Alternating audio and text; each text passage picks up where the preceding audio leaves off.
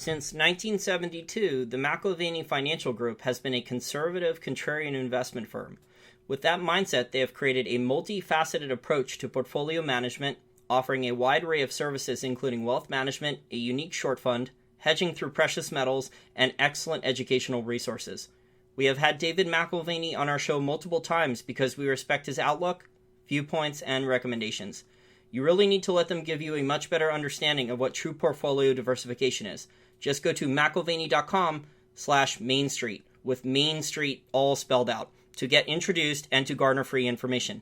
Again, that's McIlvaney.com/Main Street to schedule your free 20-minute consulting session. Hi, everyone. This is Jason Burack of Wall Street for Main Street and independent financial journalist and managing editor of the News Doctors, Eric Dubin. Welcome back to another Welcome to Dystopia podcast. This is episode number 36. Eric, gold and silver had a pretty decent breakout earlier in the week, and then today on Friday, June 9th, we're back down to silver at, I think, $17.19 on Kitco, and gold is at $12.66. Yeah, and earlier in the week, we actually saw the technical signals being sent to the COMEX traders who've been going long and getting all excited. You know, paper traders on the COMEX, the speculator gang, loves looking at technicals, and we saw by Tuesday of this week, we're recording on June 9th, that gold is going to take out 1,300, that gold had pierced through to the upside. It's a longer-term downtrending line since the correction began way back, a couple of years back. And silver was percolating. I mean, silver, almost dipped into the 15s pretty concertedly a few weeks back, and people were really worried about the precious metals rolling over. And I believe, if memory serves, silver bottomed on May 13th. I don't have a chart in front of me. I'm just doing it by memory. And that was around the time when, we were bird-dogging that the market was bottoming out, and in fact it did bottom out. I mean, the fundamentals for precious metals are off the charts bullish. We have obscene valuations in equity markets and real estate market pockets all throughout the world, and the excesses of the central banks that we're going to talk about later in the show are such that we've got bubbles everywhere, and this rotation is going to take time, even though they're manipulating the heck out of the market and trying to stop when signals that normally would tell traders, hey, it's time to get even more bullish, come into the marketplace. The cartel feels compelled to shut those signals off, and this is the same kind of BS that we've been watching for over a decade. So, as I speak now, silver is about ready to close out and settle for the Friday trade going into the weekend. Yesterday we saw silver and gold whack pretty hard right before the Comey testimony before Congress about, this whole Trump affair and the scandal and the brouhaha that is going on with that political theater. And that was, a notional value of over $4 billion worth of paper gold dumped into the marketplace within a couple of seconds on the COMEX in order to effectuate a complete change in the way the tape is being painted. And instead of carrying over with that strong Monday, Tuesday, we instead have, crashed down, and here we are trying to fight back, where silver dipping on an intraday basis today, just a couple of times below 1710, and it's finding its footing now. And we'll probably see the same kind of thing happen with the Federal Reserve's interest rate hike, and I do believe they will hike on the 14th, and that this is probably going to be their very last hike for this year. But we've seen a pattern in the last three times when the Fed has, in fact, hiked, gold and silver respond positively afterwards, which is counterintuitive to the pattern that most people have had engendered or ingrained into their expectations based on what we've been watching for better part of a year or even a decade. So, all told, this still looks positive, even though the cartel's here pushing metals down, trying to paint the tape. And it's amusing that in this month, we've had, the Deutsche Bank revelation of the trader coming out and admitting to executing spoof trades in service of manipulating the market, and there's been a lot of focus on that, and then that story is beginning to fade.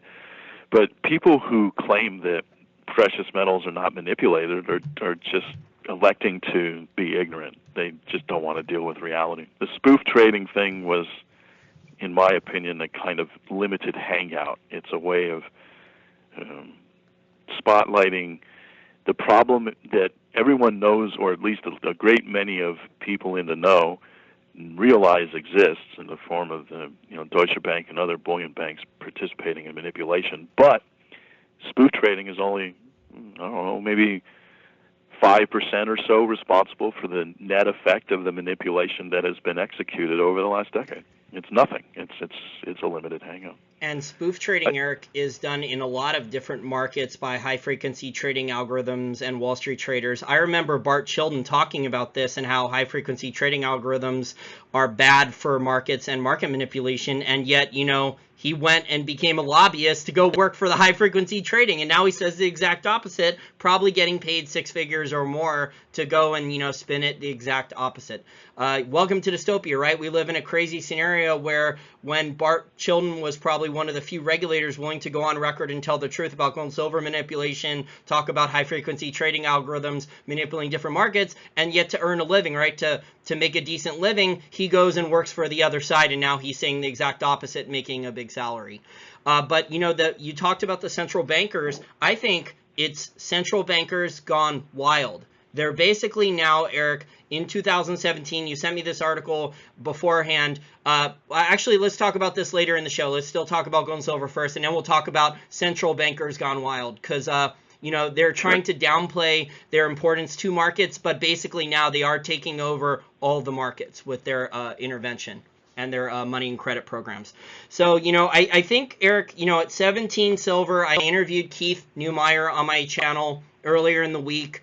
There were some pretty good insights in there that the silver mining industry has worked very, very hard to cut costs the last 4 or 5 years during the bear market. What Keith basically said is there is no new silver mines that can be brought online at this price that are economic. So any primary silver miners, even low-cost ones like First Majestic Silver, like Pan American Silver, some of the other low-cost ones, they're going to struggle to bring on new silver mines. They're going to struggle to replace reserves at current operating silver mines.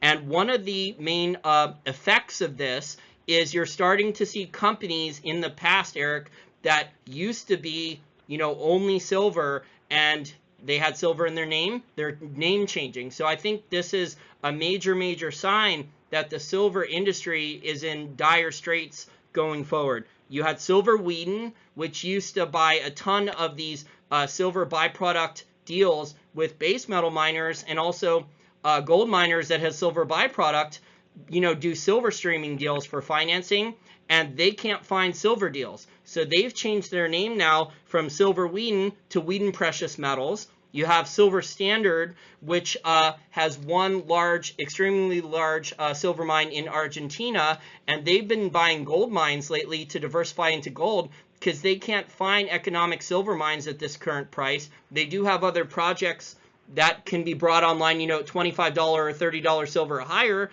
but those are not going to be economic at current silver prices, obviously. And they just changed their name from Silver Standard to SSR Resources. So I think this is, a very major symptom. Some of my other contacts are telling me that, there's just not a lot of silver deals out there. So something has to give. It's not sustainable. Yeah, and then we also have a bona fide shortage coming in terms of where the whole industry is. It's what people can see clearly. We're going to have maybe 8-10% reduction in net silver supplies from mines in the years forward. Agreed, and that's setting up a potential silver short squeeze. So, we have problems with the base metal miners because China is definitely slowing down. There's not nearly as much demand for copper, iron ore, steel, these things where silver is a byproduct, lead. So, normally silver is a byproduct in these things, and those mines are not economic, and so those higher marginal cost mines are either going to be shut down or they're not going to get the reinvestment dollars to replace reserves. So, I think there is going to be a lot of pressure in the silver market to, I've said this on record, a number of times in the last 6 months, I think, we're going to have $25, $30 an ounce silver easily in 2 to 3 years. And 2 to 3 years is very conservative. So it could happen a lot sooner than that, but the conservative prediction is in 2 to 3 years. And that's just me, gathering information, looking at the financial statements of primary silver miners and seeing that, some of them are barely eking out a profit. First Majestic Silver is doing pretty good, but, there's a lot of other higher cost producers that produce about 33% of annual global silver supply, and they're only making, some of them are not even making $1 an ounce now, Eric. So they're, mining 10 million ounces of silver a year or more and not even making $1 an ounce. So that's not a sustainable business model. But the gold market, I was listening to the Physical Gold Fund podcast from May 30th, and that has, Alex Stanzik, who's been a past guest, Jim Rickards on there too. And they were talking about how physical gold demand from China and India, just from the private sector, I don't think they were talking any of their central banks, is going to be 3,000 tons a year for demand for physical gold. So China and India together. So there's a lot of strong physical demand. If there is a more paper smackdown, Eric, I don't think it's going to last very long, because I think a lot of the physical at these prices is being cleaned out. Yeah, and on an annual basis, we're consuming or stashing away into vaults more gold than is being pulled out of the ground. And there's an upswing in the interest in private vaulting as well. People are recognizing that it's now possible to even do, as Kyle Bass made the argument very effectively a number of years ago, it's pretty straightforward to be able to do private vaulting that ultimately for large dollar value clients can in fact be cheaper than buying an ETF. And the ETFs have a bit of a cloud over them. They're definitely, at least with respect to the way they are written up in their prospectus and then various investigations about seeing bars that supposedly have serial numbers that have been in one ETF but are also in some other depository. I mean, we've seen these kind of things happen where there's plenty of reason to be skeptical about these so-called paper holdings of gold. As the trend for more and more people in the West to pay attention to the value of having insurance that's truly outside the banking system and outside of security exchanges and executed by broker transactions on the brokerage account.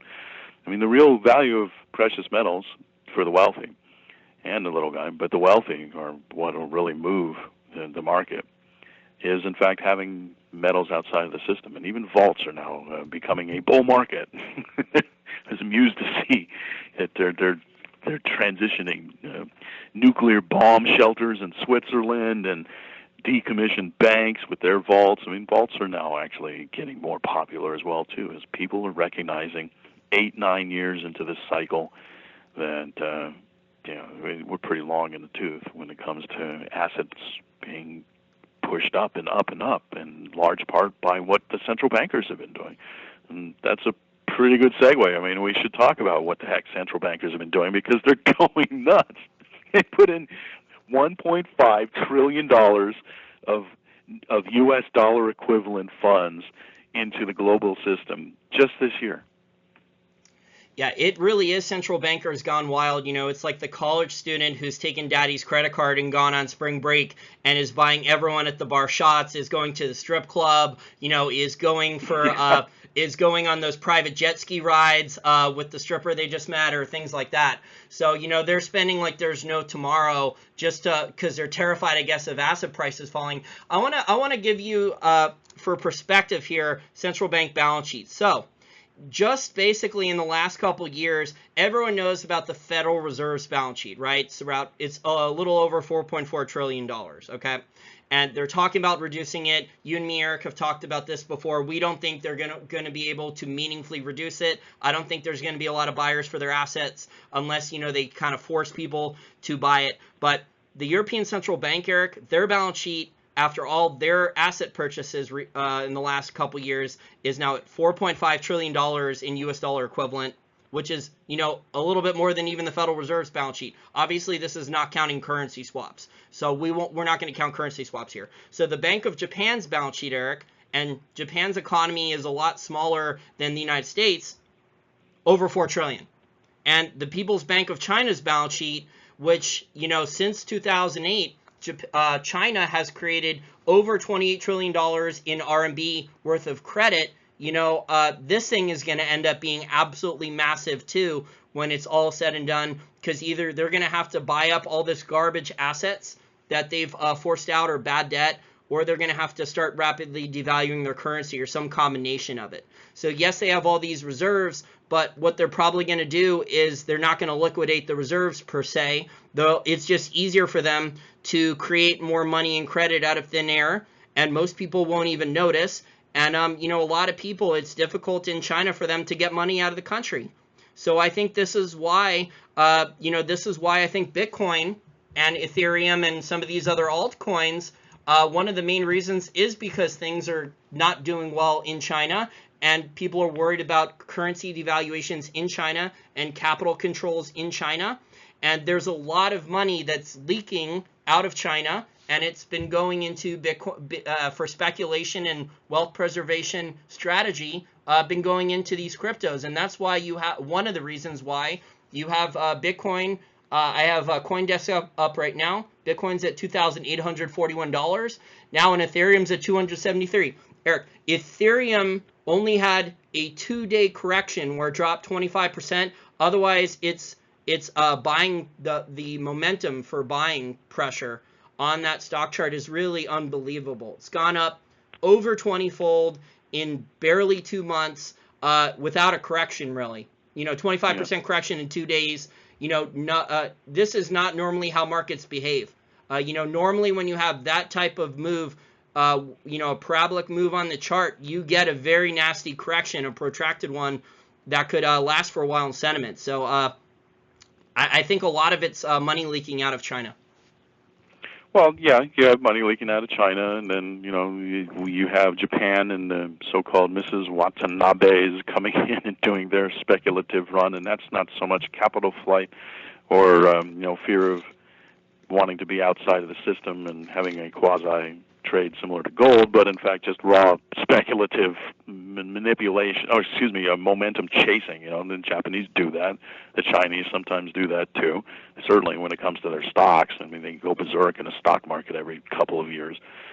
So it's a little bit a combination of a reflection of a lot of people wanting outside of the banking system or wanting a vehicle for capital flight to get out of the fear of the renminbi falling in value by 20 some odd % or so in the next year as the Chinese try to transition their currency down.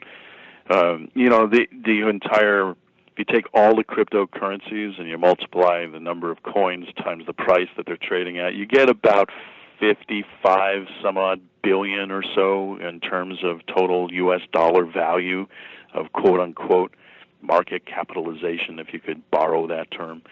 And that isn't a lot of money. In the grand scheme of things, that's actually, 55 billion sounds like a big number with a lot of zeros behind it, and it is, but relative to the kind of capital that transacts even on a daily basis in the global markets, we have a world where nearly $6 trillion in notional U.S. dollar transactions happen on the global currency exchanges every day.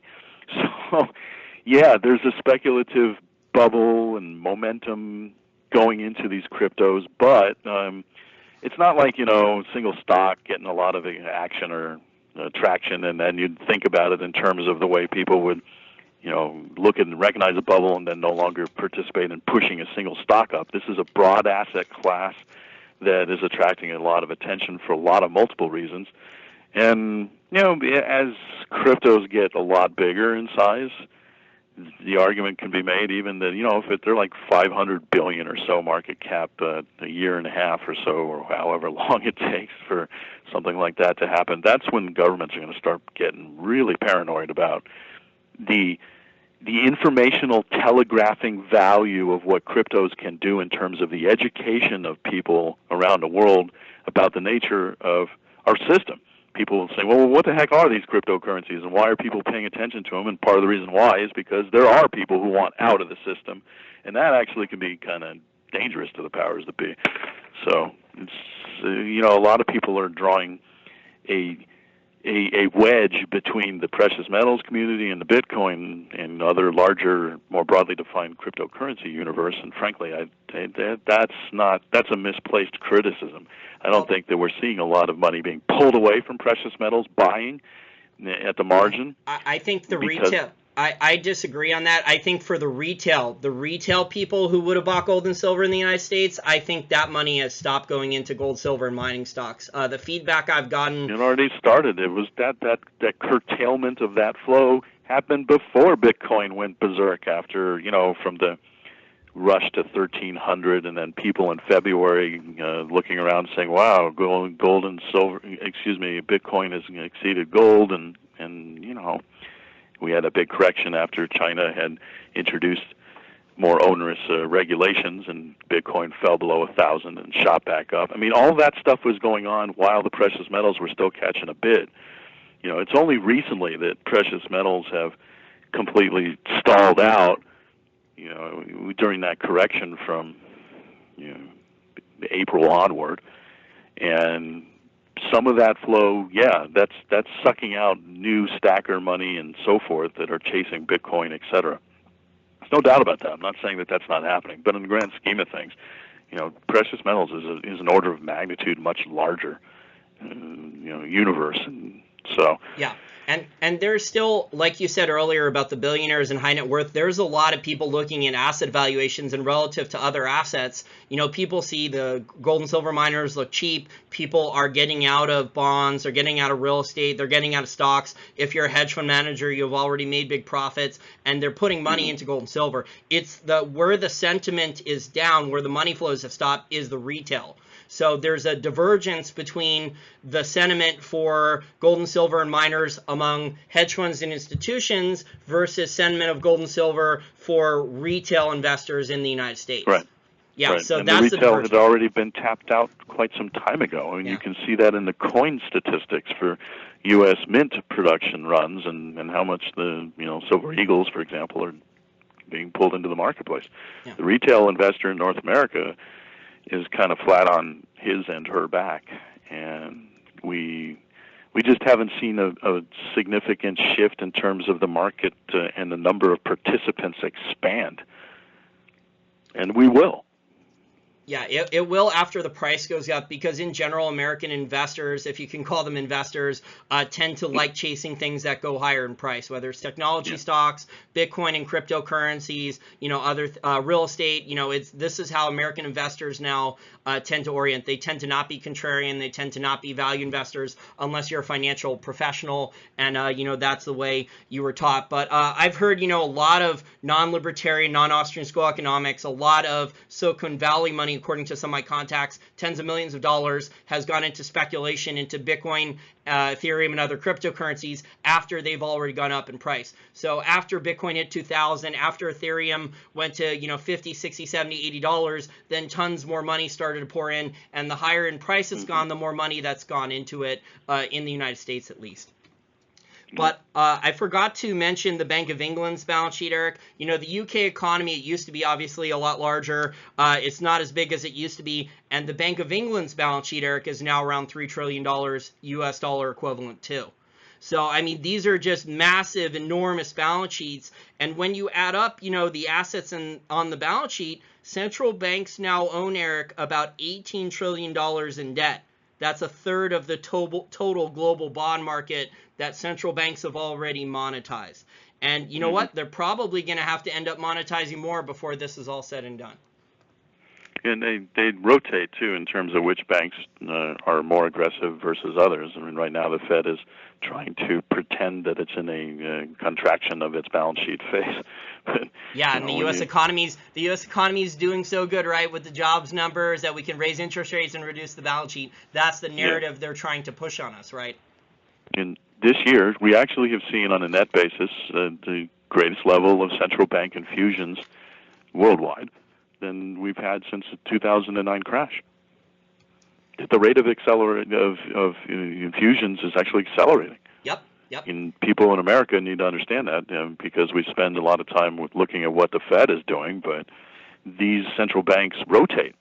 And there will be a time later, when the U.S. Stock market falls and the S&P 500 kicks off a 10% correction later this year, the Federal Reserve is going to, go berserk. They're going to get paranoid, and they're going to start worrying about, the economic statistics that they can already turn to right now if they so chose, to point to the economy rolling over, and combined with assets going down, they're going to freak, and they're going to stop their discussion about interest rate normalization. And eventually they're going to start cutting. And these, Eric, the assets that the central banks have disclosed, this is not even counting the currency swap. So there's no real transparency with those. So we don't know what's going on in the over-the-counter derivatives market. So and we know central bankers often don't count the currency swaps on their balance sheet because they don't allow fully annual independent audits. So, this is just the assets we know about that they've been buying. So there could be even more liquidity injections than just this. But it's really mind-boggling how much they've already put in. But yeah, there's a lot of evidence now, Eric, that the real economy in the United States is not doing well, despite what the government has said. Since we're in the summer now here in the United States, one of the statistics I saw is Hollywood box office numbers. People are not going to movies compared, whether it's Netflix, they don't have discretionary income for full-time jobs. Movies are getting expensive. Just to go to a theater now, around here, it's like $20 just to get in for a ticket now on a Friday or Saturday night. And supposedly the statistics, Eric, the total box office sales for Hollywood down 20% from 2013. So it's a combination of, Netflix, the movies go out faster on DVD, people can find them on the internet for free, and people just don't have discretionary income to go and see a lot of movies now in the theater. Yeah.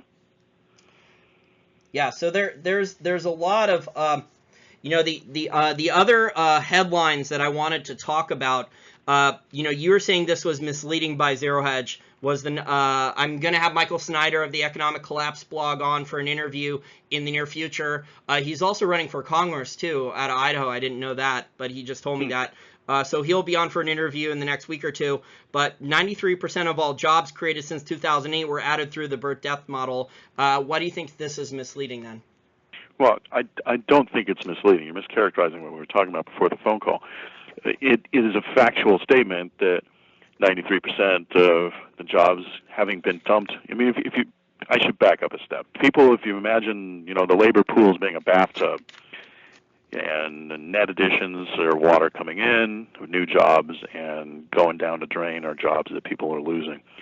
It's a factual statement to say that if you look at the bathtub of the U.S. labor pool, that 93% of the net additions that have come since I forget actually what he had said, was it 14 years or so, but in any event, over a long period of time, certainly the majority of net additions since the 2009 crash, bottoming out in March, and then the subsequent barrage of QE, that the birth-death model can be ascribed as being responsible for 93% of the additions.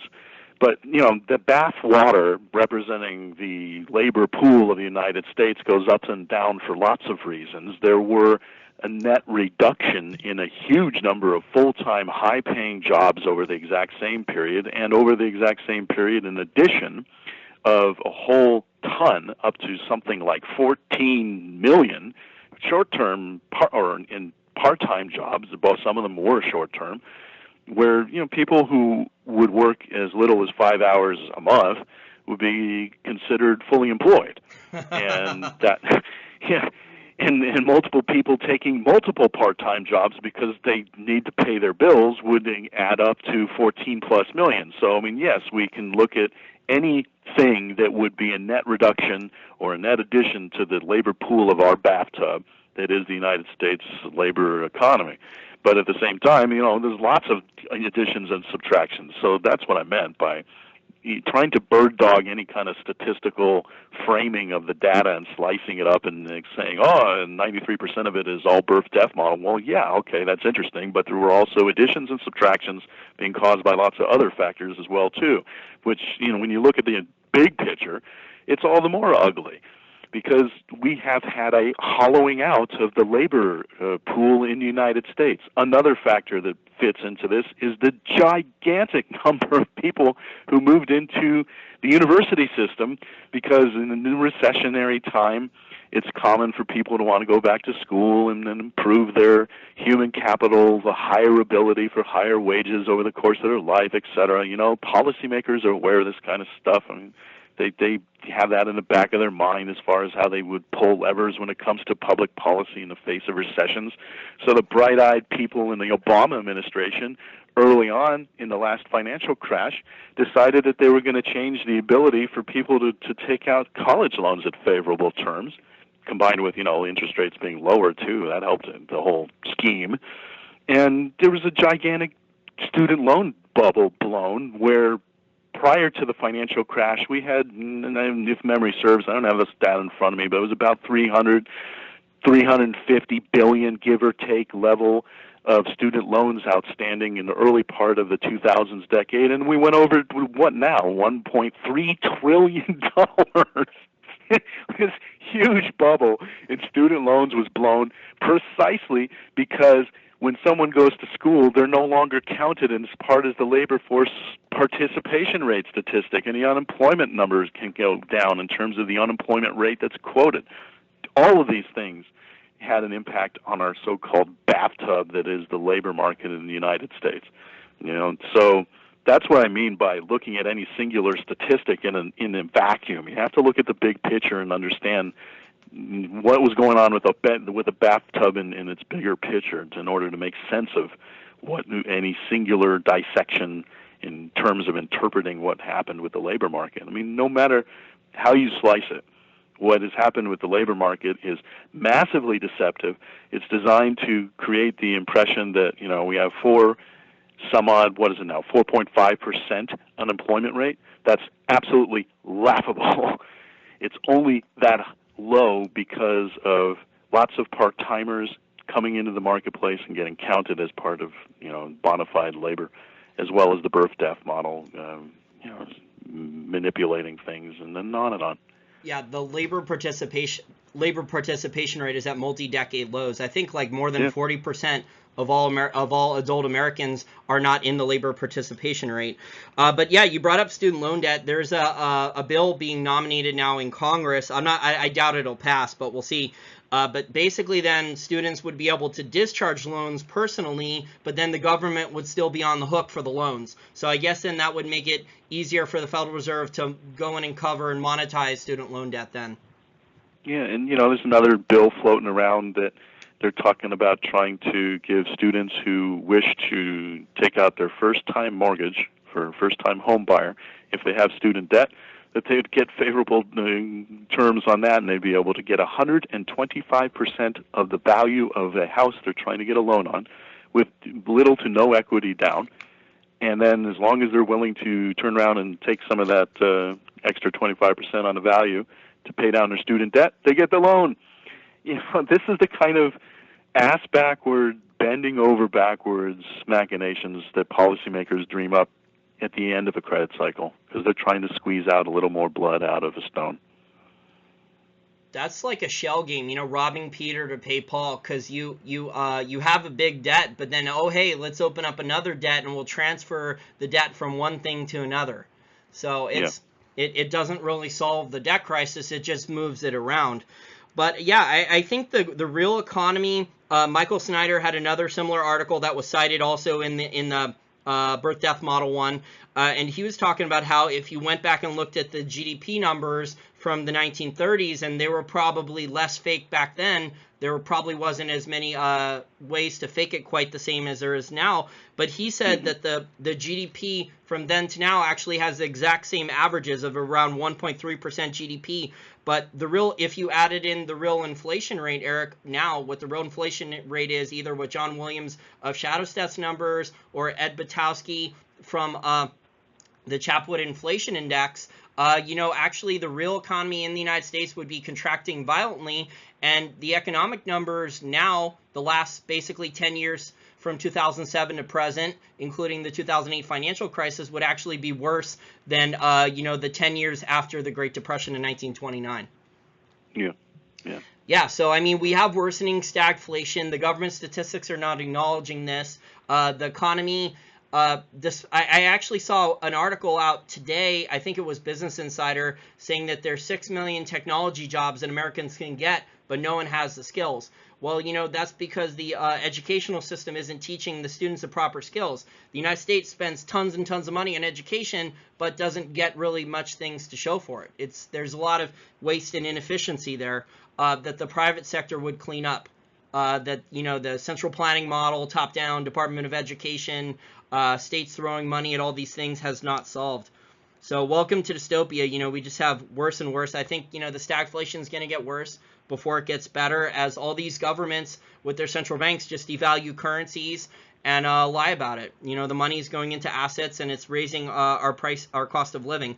I want to ask you about something important though recently, Eric, that's just changed. Louis, a small goal, brought it up.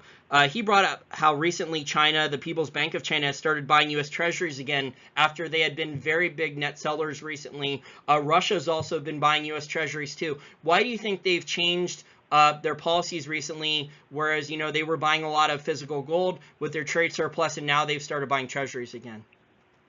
Well, they're still buying physical gold, despite the fact that they're not announcing on a monthly basis what their additions are prior to their drive to get included in the IMF SDR basket. They started doing monthly disclosures about what they added, and that's gone dark, which is interesting in and of itself.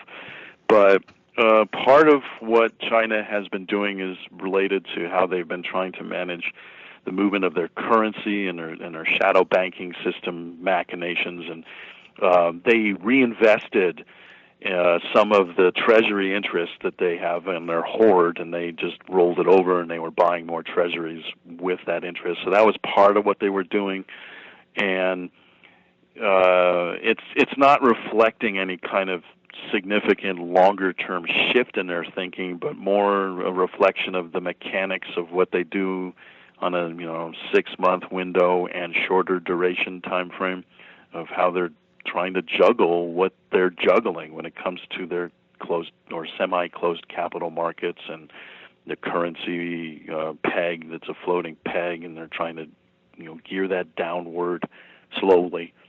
And I'd be hesitant to draw any major conclusion in terms of the way they've possibly shifted their orientation, because they haven't.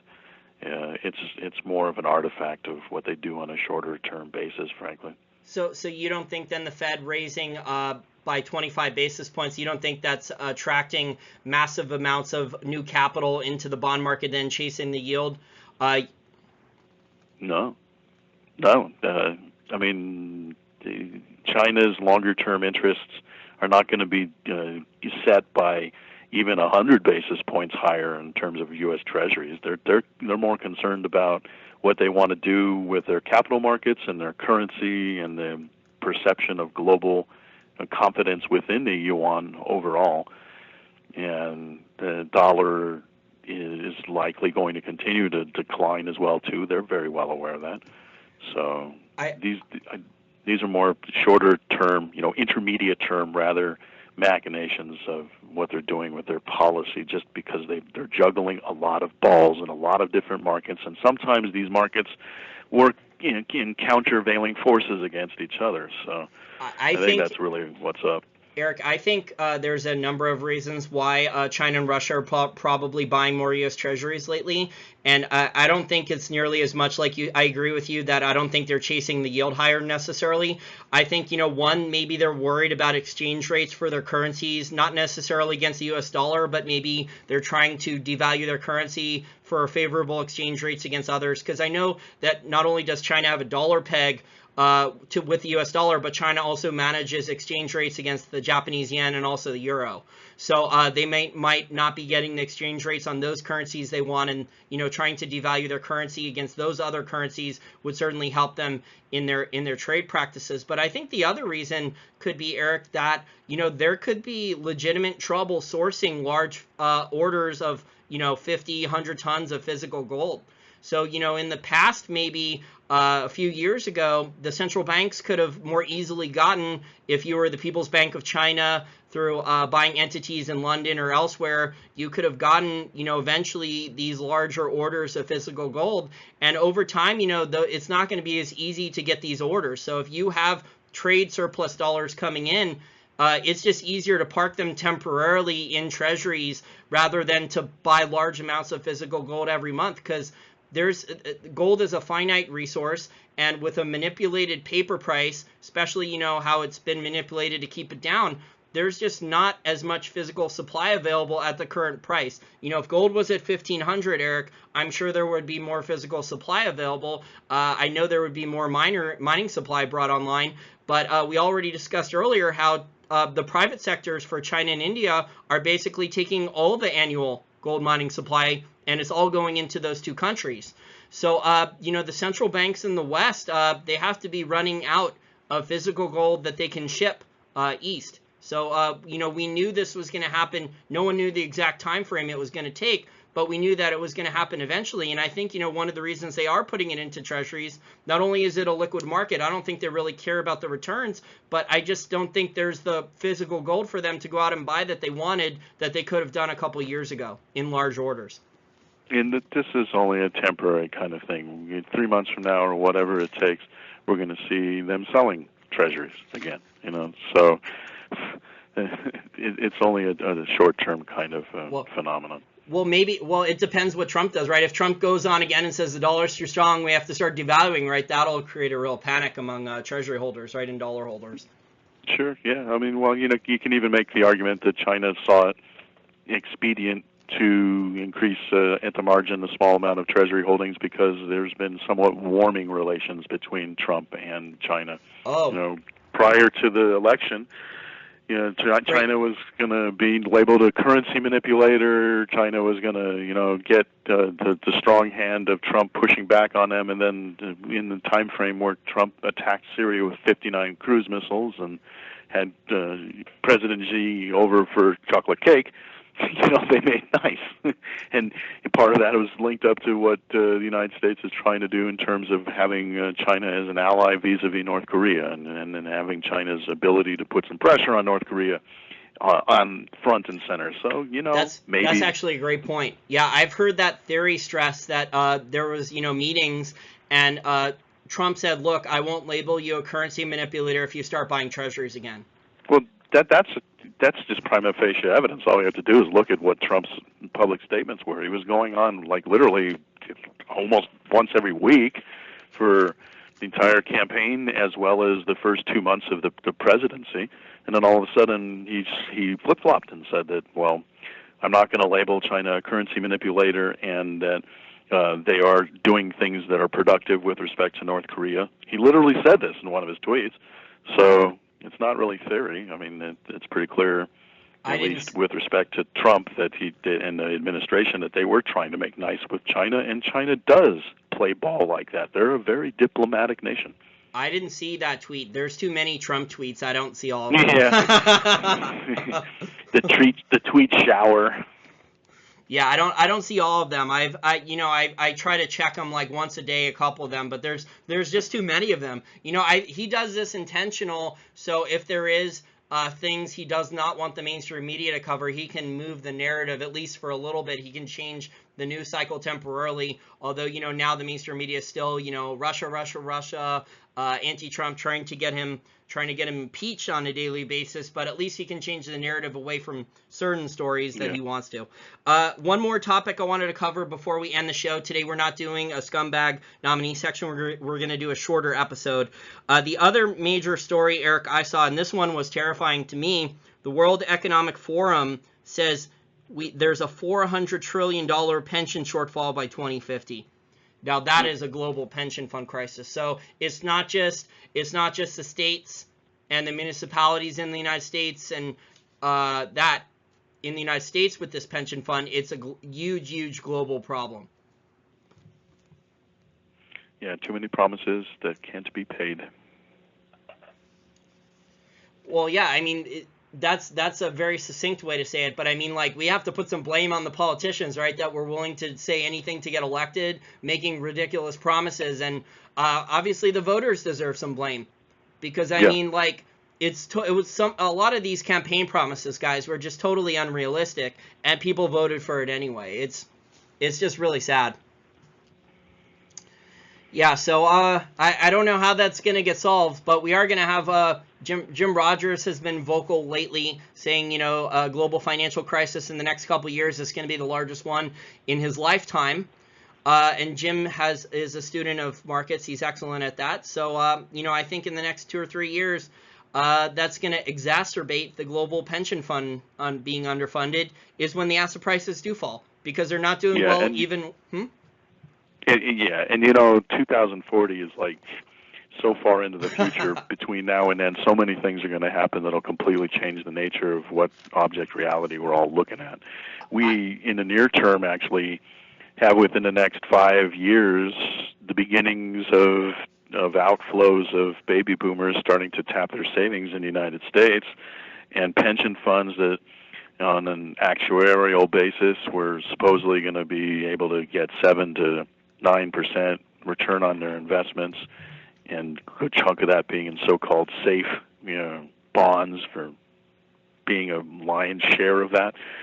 That's not happening, and as the baby boomers begin to draw on savings, as diminished as it has been, because they've already gone through 2 gigantic, you know, asset bubble busts, the NASDAQ and the housing market bust. This is going to harm our stock market. It's going to be a pretty significant blow, and you know, the millennial generation is bigger than the baby boomer generation, and they are moving into their so-called peak earnings years, but the job market is such that, you know, the kind of earnings power that the millennials are going to have, and then in turn their savings and ability to build up assets, can be much less than what the baby boomers experienced. So this is kind of like a significant near-term argument for forces that will create a giant bear market in the United States at the margin, all other things being equal. We have a demographic bomb about to blow off.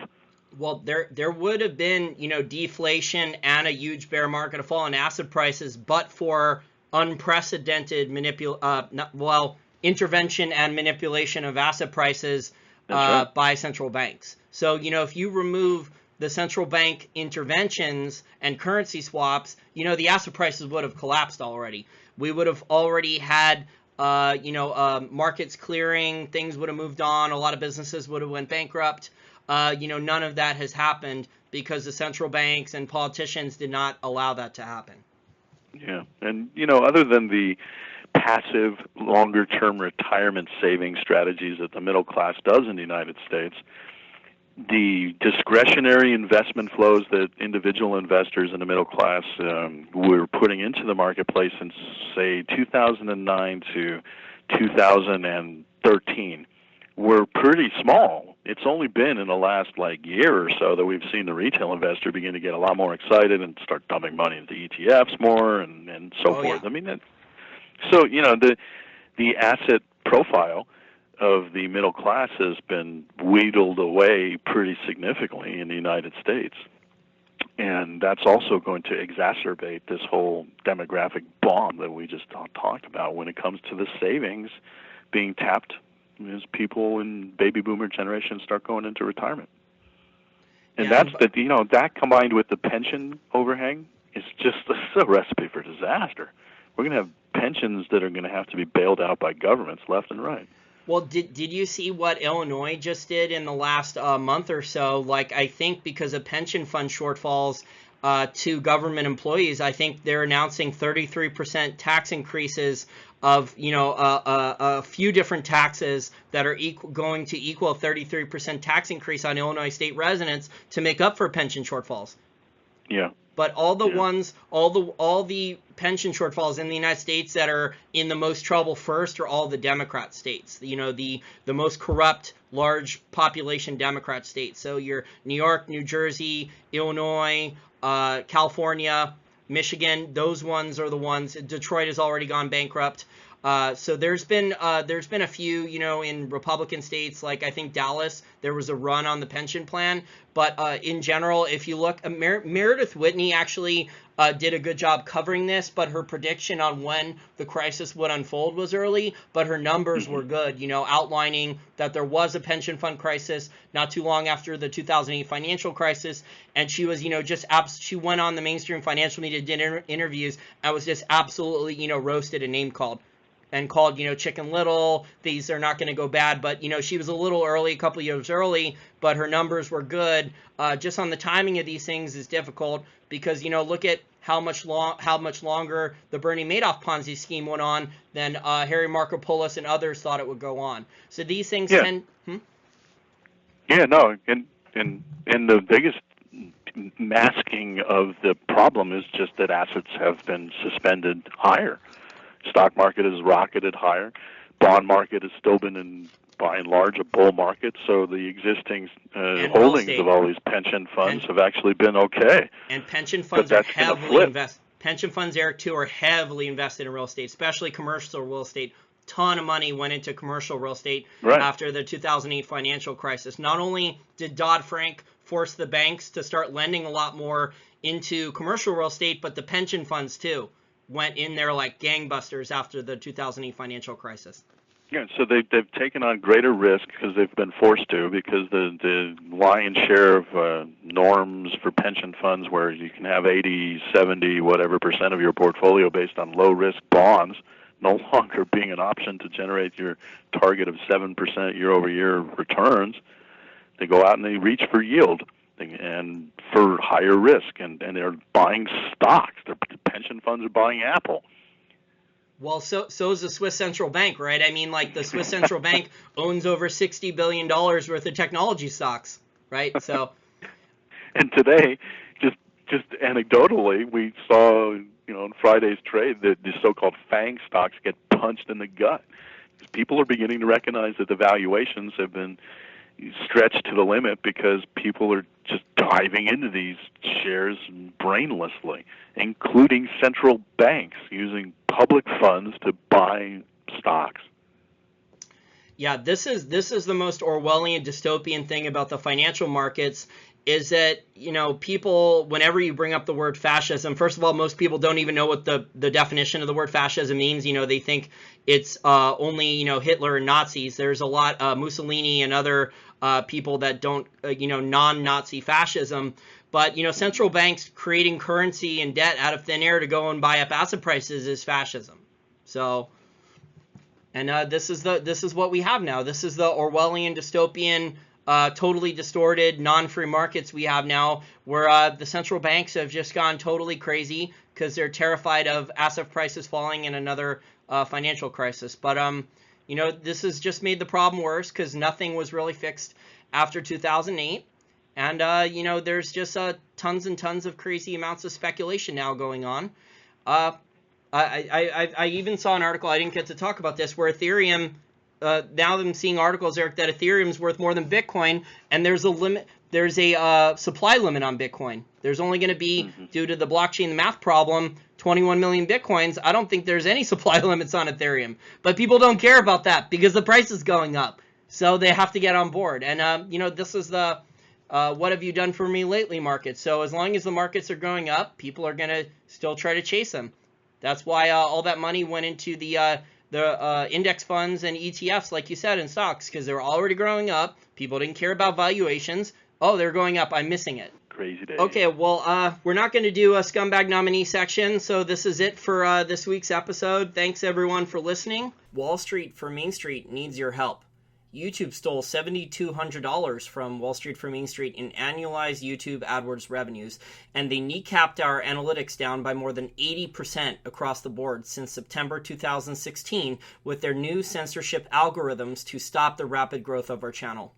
That was money we could have used to upgrade our website, pay bills, and invest in improving our content and growing our business. Our audience of loyal listeners is all over the globe and so large now that if most or all of our listeners were to commit to donating $1 to $5 each month to our Patreon account, we could easily meet our goal on Patreon. Wall Street for Main Street also accepts one-time donations on our main wallstreetformainstreet.com website. That's WALLSTFORMAINST.com website via PayPal, Gold Money, or Bitcoin. We also accept donations of physical precious metals that can be mailed to us. Thanks to all listeners who have already made a donation, and thanks in advance to any listeners who make a future donation or contribution to the growth, improvement, and success of Wall Street for Main Street.